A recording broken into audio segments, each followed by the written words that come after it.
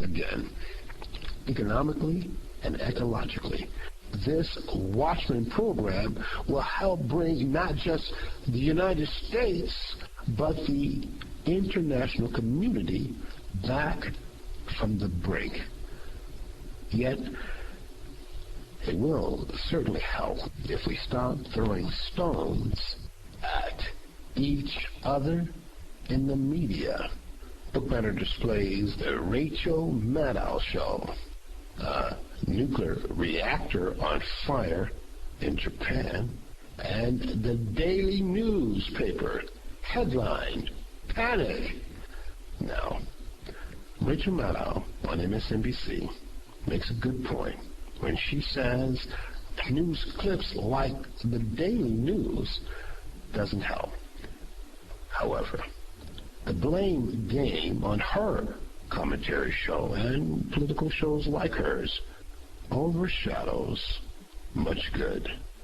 Here's a noteworthy clip from the book titled, "What Should You Do Before the Tribulation Age of 42?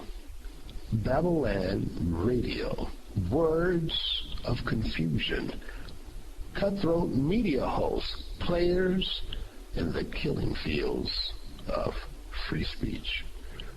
The question is asked, a case for the fairness doctrine?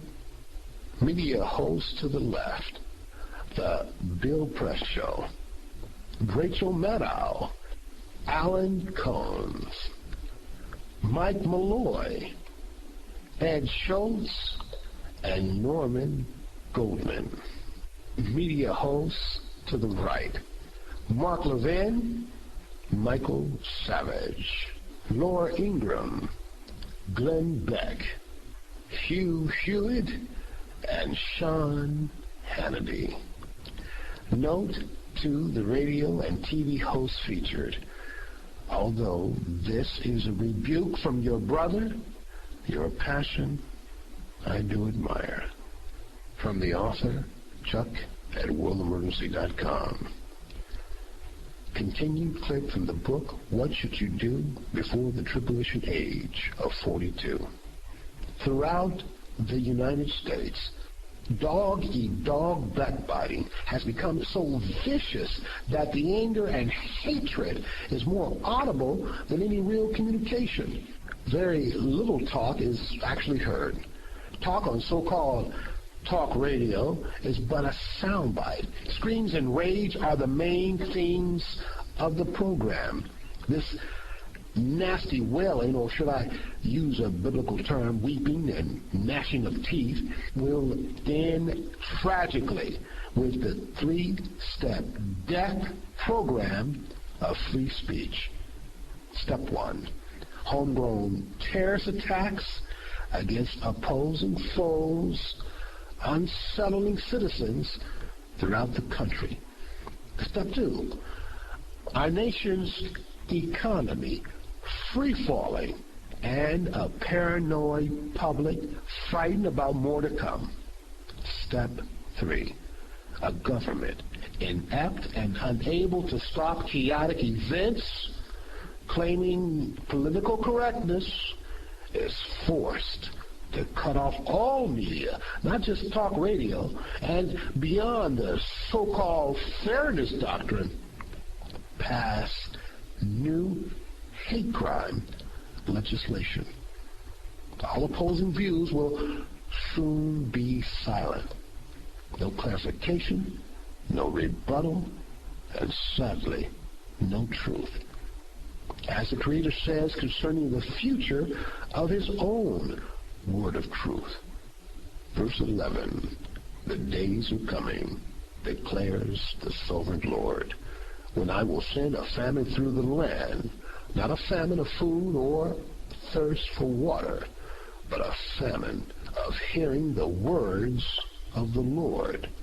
Verse 12, men will stagger from sea to sea and wander from north to east, searching for the word of the Lord, but they will not find it. Amos chapter 18, verse 11 to 12, New International Version. Now, since this is the soon coming future of even the Word of God, which will take place worldwide, it will certainly be true for us. Babylon Radio Report at World Emergency News regarding the global meltdown, establishing an educational cooling off period, economically, politically, and ecologically is what's needed.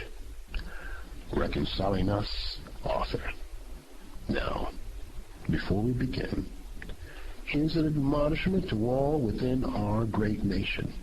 This rebuke is not just for the political parties infighting, but the media news networks and their host personnel fighting against each other. Your hate-filled statements and spiteful remarks are ripping our country apart. By your own hands and words, you sow discord from one end of this nation to the other. Verse 1. The wise woman builds her house, but with her own hands the foolish one tears hers down. Proverbs chapter 14, verse 1, New International Version. Your wicked words are tearing us down, not just in the minds of Americans, but internationally as well. Even if we work out things economically, as a people we must stop fighting. If not, no matter what happens economically, our nation will collapse. Even religious radio hosts have joined in, undermining our nation's leaders. I understand the truth, and even helpful criticism must be spoken.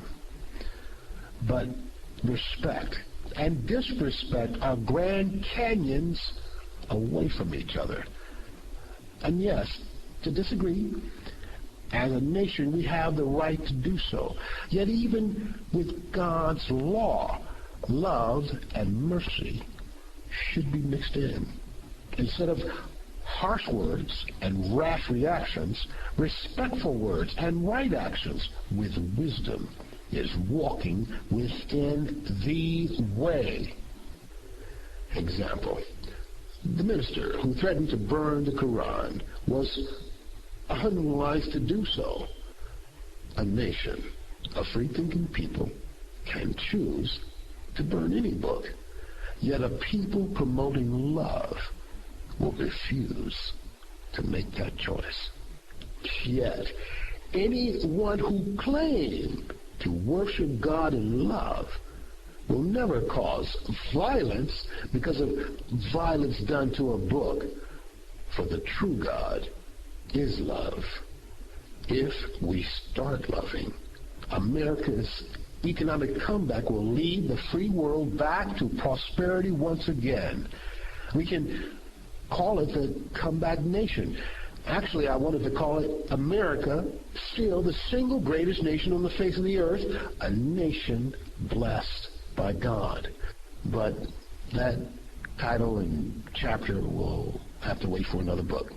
The economy throughout the United States will take the global community again by storm, propping up world markets, cleaning the festering budget crisis wounds of other nations.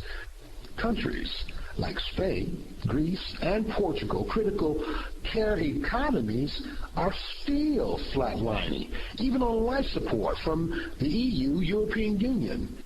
The rejuvenation of America's economy, prospering from one end of our nation to the other, spilling over to the rest of the world, will act as soothing balm on the wounds of the world.